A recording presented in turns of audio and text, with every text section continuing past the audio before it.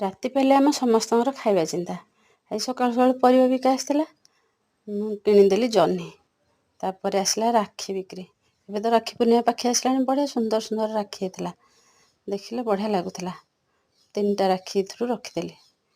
ରାକ୍ଷୀ ରଖିଲା ପରେ ଆଜି ଥିଲା ଗୋଟେ ମିଟିଂ ଯିବା। ଦେଖୁନାହାନ୍ତି କେତେ ବଢ଼ିଆ ରାକ୍ଷୀ ହେଇଛି। ମିଟିଂ ଥିଲା ବଜ୍ରପାତ ଉପରେ। ବଜ୍ରପାତ ସମୟରେ ଆମେ କ'ଣ କରିବା କ'ଣ କରିବାନି, ଏ ବିଷୟରେ ମିଟିଂ ଚାଲିଥିଲା।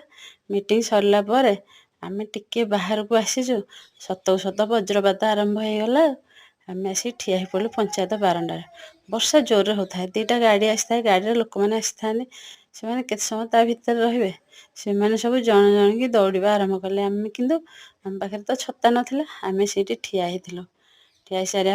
ଠିଆ ହେବା ପରେ କିଛି ସମୟ ପରେ ବର୍ଷା ଆସ୍ତେ ଆସ୍ତେ ଛାଡ଼ିବାକୁ ଗଲା। ସେମାନେ ତ ଦୌଡ଼ିକି ଯିଏ ଯୁଆଡ଼େ ପଳେଇଲେ, ଆମେ ବି ପଳେଇ ଆସିଲା ବେଳକୁ ରାସ୍ତାରେ ପାଣି ଫୁଲ ହେଇଛି।